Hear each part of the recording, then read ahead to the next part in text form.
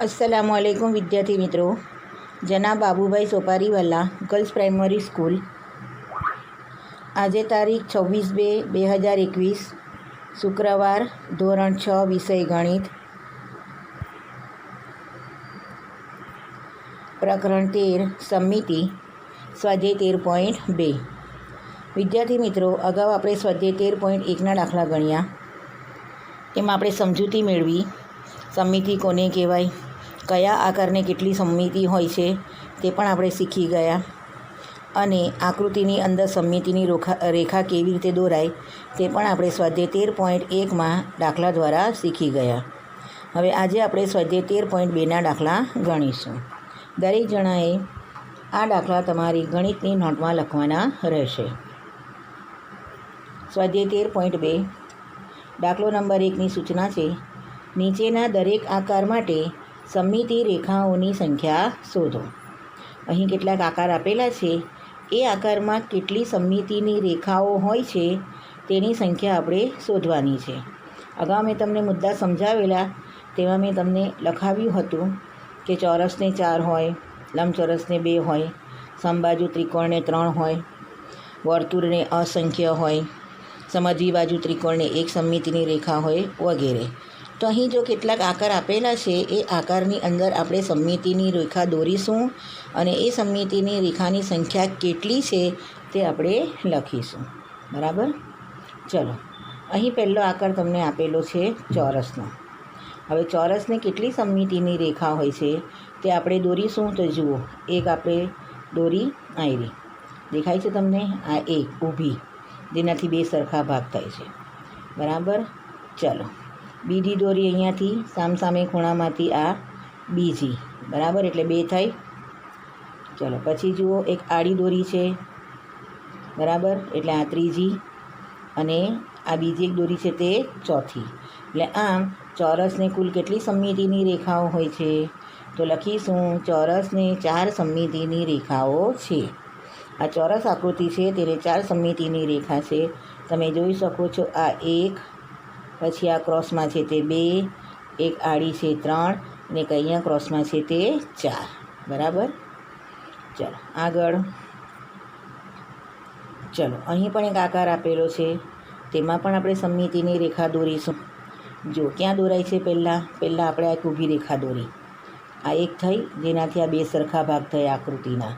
બરાબર? ચલો, બીજી આપણે સામસામેના ખૂણાઓ જોડીને બીજી એક બરાબર વચ્ચેથી પસાર થતી એક રેખા દોરી, જેનાથી આમ આકૃતિના 2 સરખા ભાગ થયા, એટલે 2 થઈ।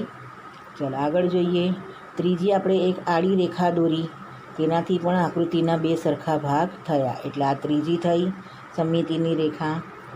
ચલો, પછી બીજી એક આવશે, ચોથી આપણે દોરી આયરી, આ સામસામેના ખૂણાઓને જોડતો, બરાબર, તેનાથી પણ આકૃતિના 2 સરખા ભાગ થયા, એટલે આ આકૃતિમાં પણ કુલ કેટલી સમિતિની રેખા છે? તો આ આકૃતિમાં પણ કુલ 4 સમિતિની રેખાઓ છે। બરાબર? ચલો આગળ જુઓ, અહીંયા પણ એક આકૃતિ આપેલી છે। આવી આકૃતિ છે ને, ડૉક્ટરના ડિસ્પેન્સરી હોય છે, દવાખાના હોય, હોસ્પિટલ હોય, એમ્બ્યુલન્સ હોય, બરાબર, ડૉક્ટરની પોતાની વ્હીકલ હોય, કાર હોય, તેની પર આવો સિમ્બોલ દોરેલો હોય છે। હવે આ આકૃતિમાં પણ આપણે સમિતિની રેખા દોરવાની છે। ચલો દોરીએ। પહેલાં તો એક ઊભી રેખા દોરી આપણે, જુવાઈ રહ્યા, બરાબર, તેનાથી આ 2 સરખા ભાગ થયા, એટલે એક રેખા તો બની, એક ઊભી।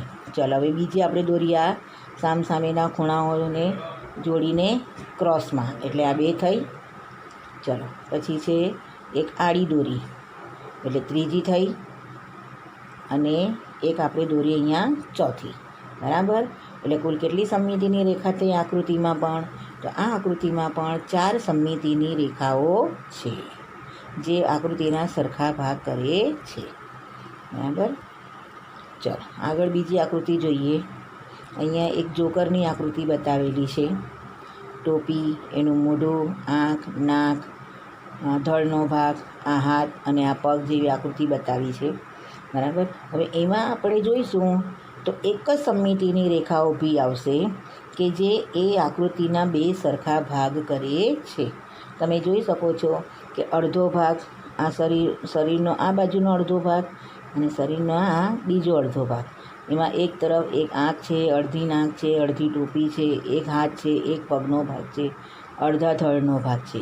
એવો જ ભાગ સામે પણ દેખાય છે. એટલે આ આકૃતિમાં ફક્ત બે સરખા ભાગ થાય તેવી એક જ સમમિતિને રેખા દોરી શકાય. બરાબર. એટલે લખીશું આ આકૃતિમાં એક સમમિતિની રેખા છે. ચલો સમજ પડી. ચલો આગળ જોઈએ. આ આકૃતિ ષષ્ઠકોણની છે. 6 બાજુવાળો બહુકોણ છે. આ 1 2 3 4 5 ને 6 બાજુવાળો નિયમિત બહુકોણ દોરેલો છે. એ ષષ્ઠકોણ છે. હવે એમાં કેટલી સમમિતિની રેખાઓ આવે છે તે આપણે દોરીએ. ચલો પહેલાં તો આ એક દોરી ઊભી, જેનાથી બે સરખા ભાગ થયા. બરાબર. આ એક થઈ. ચલો બીજી જુઓ. બીજી દોરી છે. અહીંયા જેની તે બાજુ બતાવી છે ને તે બાજુની સામસામેની બાજુની જે જોડ છે તેમાંથી પસાર થતી બીજી સમમિતિની રેખા. બરાબર. ચલો પછી ત્રીજી સમમિતિની રેખા છે. આ જે ખૂણા બતાવેલા છે ત્યાંથી પસાર થતી આ ત્રીજી. બરાબર. ચલો ચોથી રેખા ફરીથી તમે જોઈ શકો છો, સામસામે જે બાજુઓની જોડ છે ત્યાંથી પસાર થતી આ ચોથી રેખા. ચલો પછી છે પાંચમી રેખા. ફરીથી જુઓ, આ સામસામે જે ખૂણા આપેલા છે તેમાંથી પસાર થતી આ પાંચમી રેખા.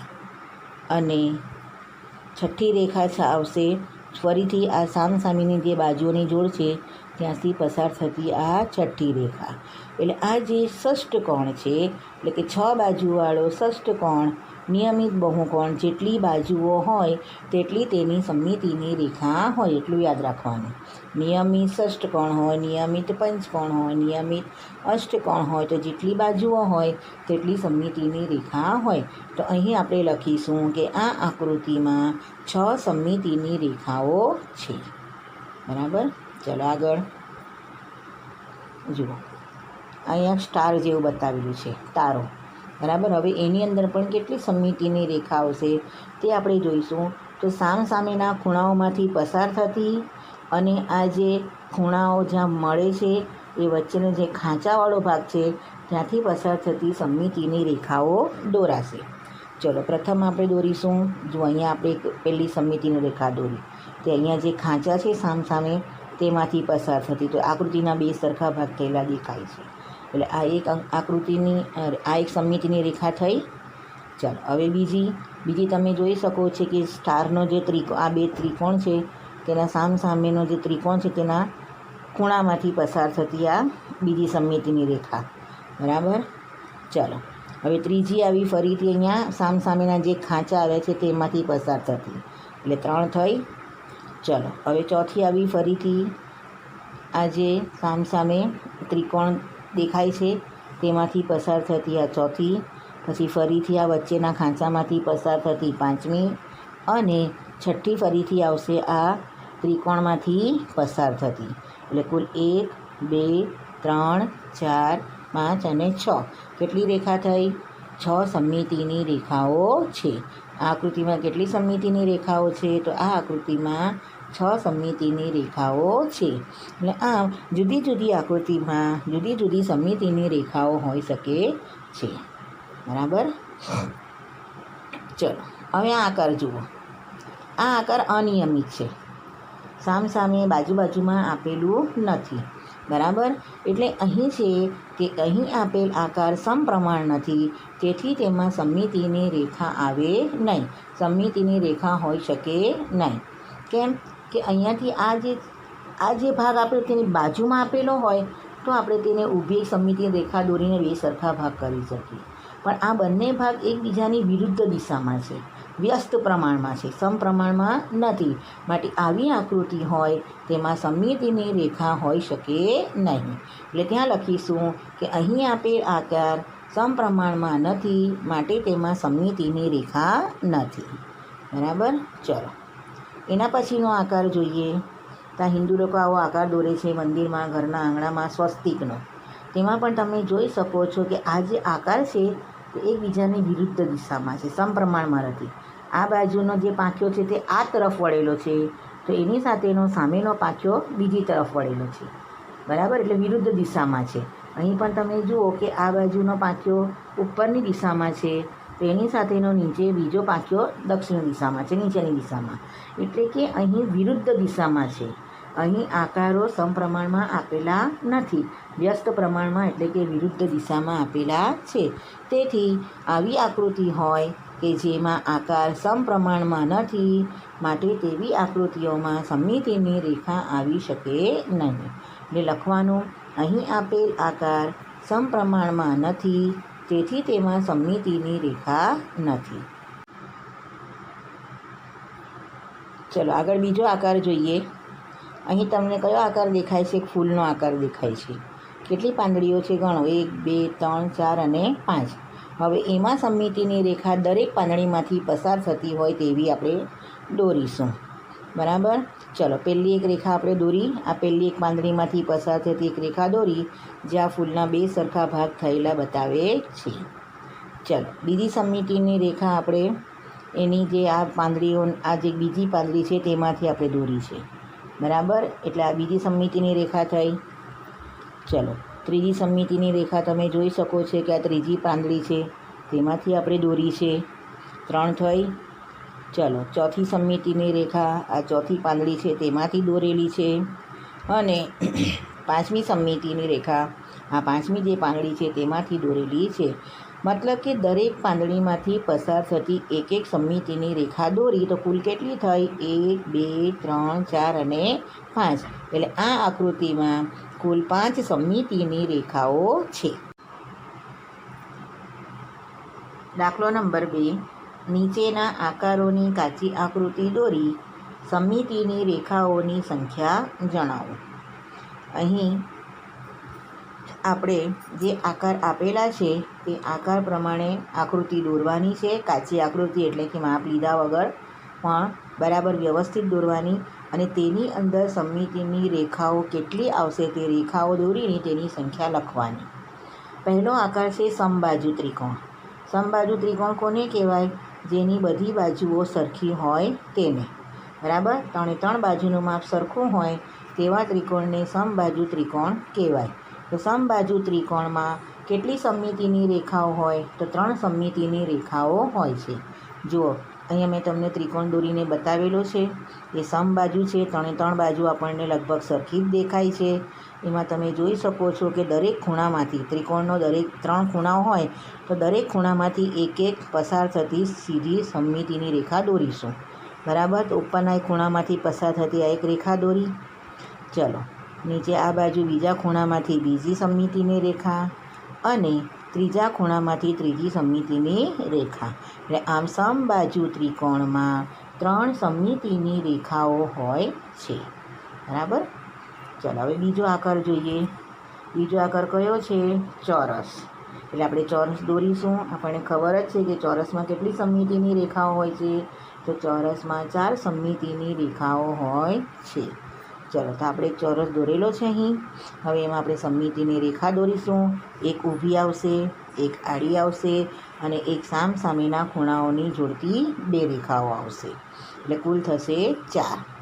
ચલો જોઈ શકાય છે તમે કે અહીં પહેલાં એક ઊભી રેખા દોરી સમમિતિની, જે આકૃતિના 2 સરખા ભાગ કરતાં દેખાય છે. ચલો હવે બીજી એક દોરી છે કે સામસામેના ખૂણાઓ જોડતી, એમાંથી પસાર થતી આ બીજી રેખા.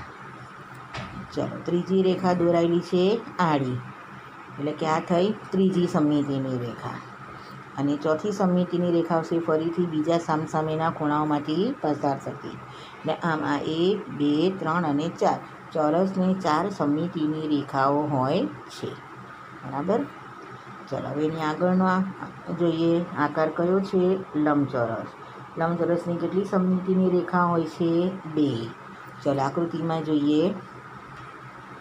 અહીંયા લંબચોરસ દોરેલો છે. બરાબર. ચલો એમાં તમે જોઈ શકો છો કે એક આડી સમમિતિની રેખા દેખાય છે, એક થઈ જેનાથી 2 સરખા ભાગ થયા. ચલો બીજી એક સમમિતિની રેખા આવશે ઊભી. એટલે લંબચોરસમાં કેટલી સમમિતિની રેખાઓ હોય છે? લંબચોરસમાં 2 સમમિતિની રેખાઓ હોય છે. બરાબર. ચલો એના પછી આપેલું છે સમદ્વિ બાજુ ત્રિકોણ. સમજવી બાજુ ત્રિકોણ કોને કહેવાય? જે ત્રિકોણમાં ફક્ત બે બાજુઓના માપ સરખા હોય તે ત્રિકોણને સમજવી બાજુ ત્રિકોણ કહે છે. તો સમજવી બાજુ ત્રિકોણમાં ફક્ત એક જ સમમિતિની રેખા હોય છે. કેટલી હોય છે? એક.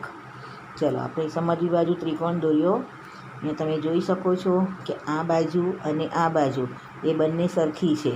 નીચેની બાજુ તમને બીજી બે બાજુની સરખામણીમાં નાની દેખાય છે. એટલે કે આ સામસામેની આ બે બાજુનું માપ સરખું છે, ત્રીજી બાજુ એની સરખી નથી. એટલે બે બાજુ સરખી છે એટલે આ ત્રિકોણ સમજવી બાજુ ત્રિકોણ છે.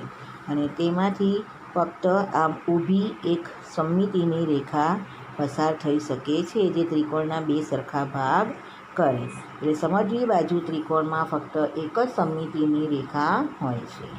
બરાબર. ચલો આગળ બીજો આકાર જોઈએ. કયો છે? સમબાજુ ચતુષ્કોણ. સમબાજુ ચતુષ્કોણ એમાં બે સમમિતિની રેખાઓ હોય છે. અહીં આપણે ચતુષ્કોણ દોરેલો છે. સમબાજુ એટલે કે તેની બધી બાજુ સરખી હોય, સામસામેની બાજુ સરખી હોય એ સમબાજુ ચતુષ્કોણ. ચલો એમાં કેટલી સમમિતિની રેખા હોય? તો તમે જોઈ શકો છો કે સામસામેના ખૂણાઓમાંથી પસાર થતી આ એક સમમિતિની રેખા અને બીજી સમમિતિની રેખા બીજા બે ખૂણાઓમાંથી પસાર થતી. એટલે કે આ ચતુષ્કોણના વિકર્ણ કહેવાય અને વિકર્ણ એ સમમિતિની રેખા છે. એટલે સમબાજુ ચતુષ્કોણમાં બે સમમિતિની રેખાઓ હોય છે. ચલો હવે શું છે? વર્તુળ. વર્તુળમાં તો આપણે શીખી જ ગયા કે વર્તુળમાં અસંખ્ય સમમિતિની રેખાઓ હોય છે. કારણ કે વર્તુળમાં કોઈ પણ બાજુ હોતી નથી કે ખૂણા હોતા નથી.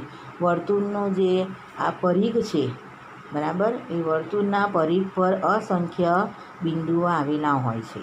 અને વર્તુળના કેન્દ્રમાં એક બિંદુ હોય જેને વર્તુળનું કેન્દ્ર કહેવામાં આવે છે. વર્તુળના કેન્દ્રમાંથી પસાર થતી જે રેખા દોરીએ, જે જીવા દોરીએ તેને વ્યાસ કહેવાય. એટલે વર્તુળના કેન્દ્રમાંથી પસાર થતા અસંખ્ય વ્યાસ હોય છે. એટલે વર્તુળમાં અસંખ્ય સમમિતિની રેખાઓ દોરી શકાય છે. જુઓ, મેં તમને ઘણી બધી રેખાઓ દોરીને બતાવી છે. દેખાય છે? એટલે આવી રીતે વર્તુળમાં અસંખ્ય સમમિતિની રેખાઓ હોય છે. સમજ પડી ગઈ વિદ્યાર્થી મિત્રો? અહીં જે મેં સ્વાધ્યાય 13.2ના જે દાખલા તમને સમજાવ્યા તે દરેક દાખલા તમારે આકૃતિ સાથે ગણિતની નોટમાં લખવાના રહેશે. Thank you.